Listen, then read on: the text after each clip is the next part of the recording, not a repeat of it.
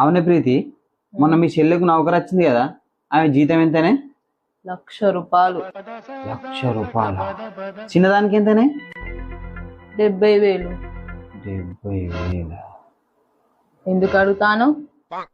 ఏం లేదు, వచ్చి అని అడుగుతాను. ప్రీతి, నెలకు 2,00,000 తీసుకొచ్చి నీ చేతిలో పెట్టి నీ చేతి కింద 2 పన్నులను పెడితే ఎట్లుంటది వావ్, సూపర్గా ఉంటదండి. కదా?